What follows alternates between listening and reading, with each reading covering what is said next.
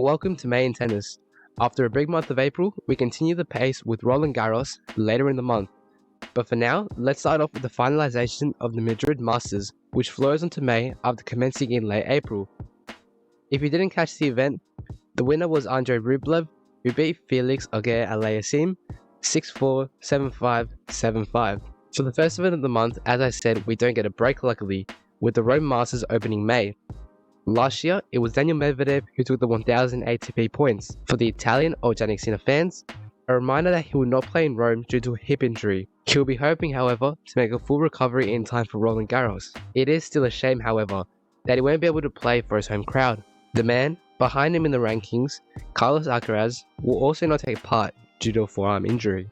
This does have to spark a conversation whether we should not have any Masters in the same month as a Grand Slam to allow these players to rest and go into this time Roland Garros fresh and ready to compete, not noticing injuries from a non-stop season. Djokovic will make his return after sitting out Madrid, with Nadal also attending for most likely his final time. Last year's winner, Medvedev, will also be there. Rome had its inaugural event in 1968, with Nadal holding the most titles with 10. With Alcaraz and Sinner both out, Medvedev will be looking to make up ground or even take over as third, as he's only 250 points away from the Spaniard.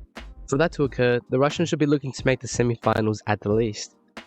Moving on to two short 250s in Switzerland and France, both at the same time, the 19th to the 25th of May, before we finally get to the second Grand Slam of the year, Roland Garros. The event starts on the 26th of May and will run until the 9th of June. Currently, we are not aware of any significant player not going to the event. However, this will likely or possibly change as the month progresses. Rafael Nadal, for example, has stated that he's still unsure whether he will be participating in the event, and it will mostly depend on how he goes in Rome. It will really be a shame if this legend in France doesn't attend one final time before his retirement. He of course holds a record of 14 titles here, that being the record for the most at a single Grand Slam.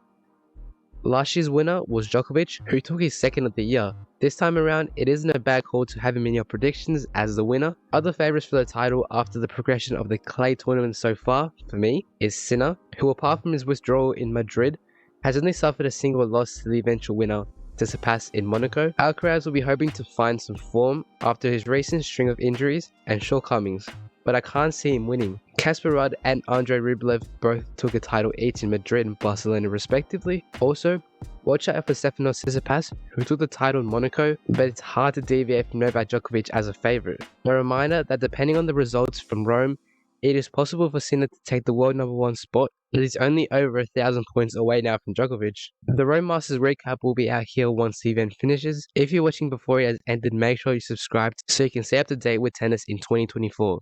Thank you.